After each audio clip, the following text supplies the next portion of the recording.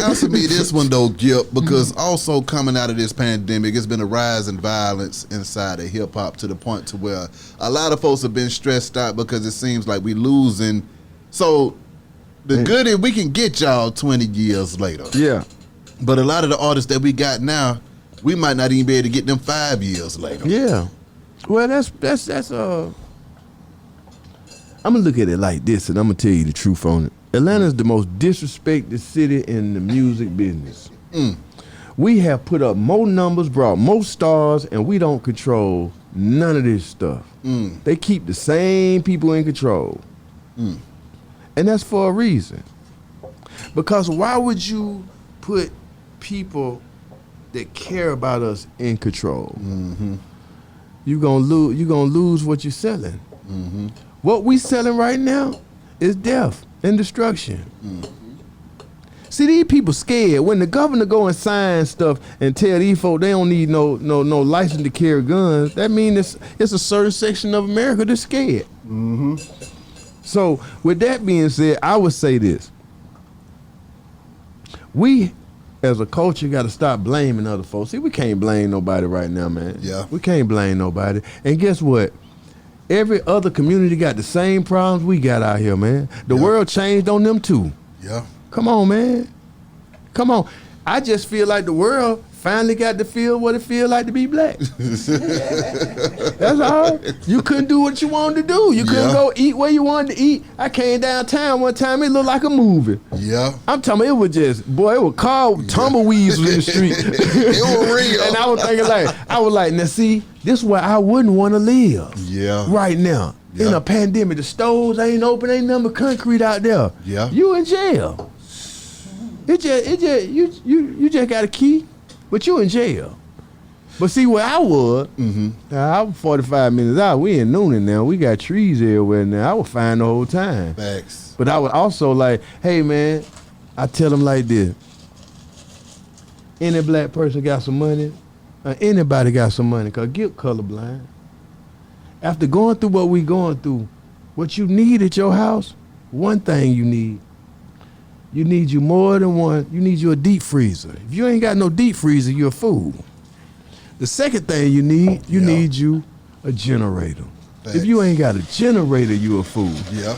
We not on where we live. We not on the system, the Atlanta water system. We got a well. So at the end of the day, for others out here, you got to understand, they keep telling you the supply chain is breaking down. Yeah. We need chickens, everybody. You need to go get you some chickens, raise you some chickens, all right? And you need to learn how to farm. You need to learn how to put you some vegetables in the ground, man. You know, it's just a trip when most of all these kids know how to do it, pick up guns and make videos on the internet. They don't know how to even change a tire. They don't know how to change a tire. They just know how to drive a car. They don't know how to change a tire. You know what I mean? So you got to look, man, that us as a community, we got to stop blaming others, and we have to take responsibility for our children. Do you think that we'll be able to save this next generation, or is it too far You had lost gone? 3? Yeah. You had lost 3, bro. Yeah. 3 generations. If you think about the killers, just like, I mean, come on, man. During my time, it was Biggie and Tupac, Soulja Slim. You know what I mean? Like, Dre from the Bay, but, like Pimp, you know what I mean? Biggie, you know what I mean? But it was just different then. You know what I mean? It was just different. Now I feel like we've taken on, these kids gang banging on the internet, and they using all these social platforms to gang bang. It's like, anytime, they tell the young folk, they say, we tell them to pull up. Yeah. Pull up, shout and drop your address. We're gonna come through there. We're gonna smoke you out. Yeah. So you gotta remember back in the day, you might talk something to somebody, you might not even see them folk for 6 months, man. You be like, man, go on about your business. Exactly. Now it's like, man, pull up the Greenbrier, 30 minutes. I'm there. Exactly. You know what I mean? And they gonna throw something at you. Yeah. So you gotta understand that these kids, they didn't live in a time where everything was inaccessible. Like we used to you used to have to think about why you want to go to Lenox. Yeah. Cause you know when you go up there, if you ain't got no money, they gonna be on you. And that thing, you know, you gonna be locked up down in 254. You know what I mean? Off some stuff, cause they don't want you up there anyway. But you know, once Outkast came out, when Goody Mob came out, we made downtown Atlanta, the north side, we made it appealing for everybody. But it was a time that we didn't go no further than the West End. Yeah. We ain't go no farther than the West End. Yeah. And if you wasn't going to the West End, next thing, you ain't go no farther than Southwest DeKalb. Yeah. Cause I'm going out to Southwest DeKalb, get my tennis shoes, I ain't going to Greenbrier. Exactly. So you got to look that it was just, and I tell people all the time, I say, man, look, it wasn't even a lot of us that went out to Cumberland Mall as children. But Cumberland Mall now is ghetto. Yeah. You know what I mean? And it's I would say this, it's so many people that's moved here and brought their way of life to Atlanta that everybody get confused between Atlanta, what real and who.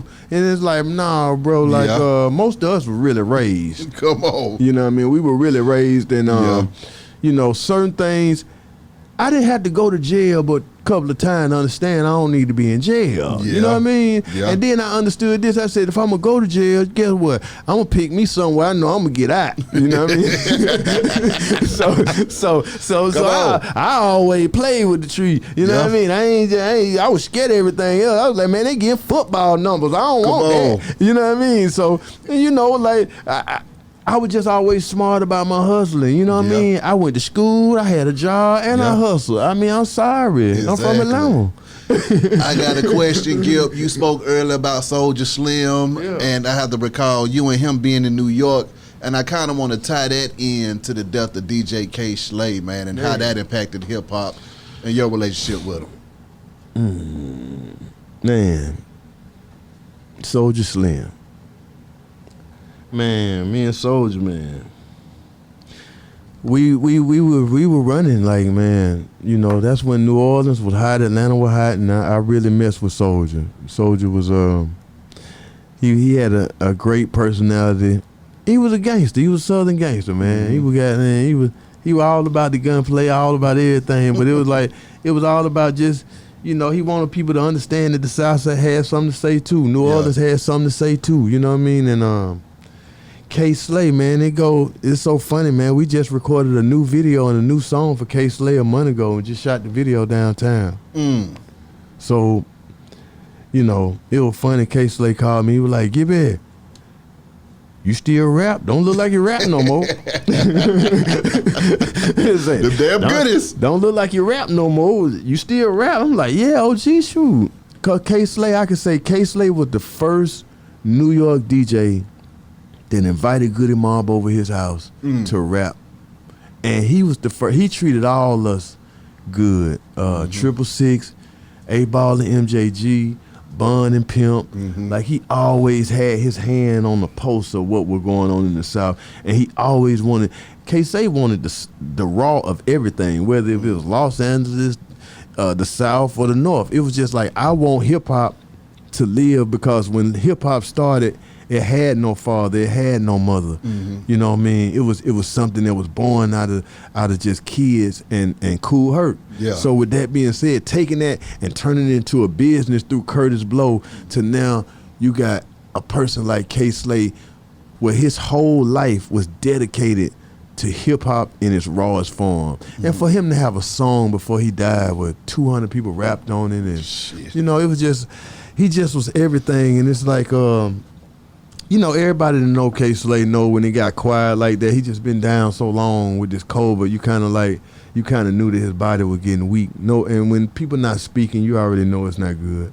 So, for K. Slay, thank you very much for your time. Thank you for everything that you gave to hip hop. I mean, to be able to go and look at Wild Style and see him in there. Like as a kid. Like, it's crazy. You know, just, you know, we lost a lot of people in the last year or so. We lost Biz Markie, another G. You know what I mean? Like, and you know, you gotta look, like when we came in, man, it was all about New York. You know what I mean? It was all about New York. It was all about New York sound. It was all about New York heroes. And I ain't never had no problem with that. Rakim, Heavy D, I learned so much from them. You know what I mean? And all we ever wanted to do was be a better a representation of them and doing it in our way. Mm-hmm. So to have somebody like K Slade, you know, pass on us this year, and you lose his radio show, you lose his honesty, his voice that you're not gonna be able to get from people that work for the industry. Yeah. You know what I mean? And it's just, you know, what I would tell the young people, man, it's like one thing K Slade, he represented was style. Yeah. It wasn't a day, it wasn't a day he wasn't fresh. Yeah. True. You go on the internet right now and go back 3 years. He was fresh every day. That's right. You know what I mean? Yeah. So it's like, for a person like that to be that in tune with something that was created out of nothing, Yeah. you understood that it's real. Exactly. Like, he died as a leader, as a creator of hip hop. You know what I mean? And you know, as you look around, you see. Mm-hmm. It's so many people with all the money that got less talent. Yeah. You know what I mean? So many people. It just lets you know. It's like, you know, some people told me, they said, man, you know, what's the difference between a crazy person and a genius? That a genius just know how to steal without everybody understanding he's stealing. Come on, man. You know what I mean?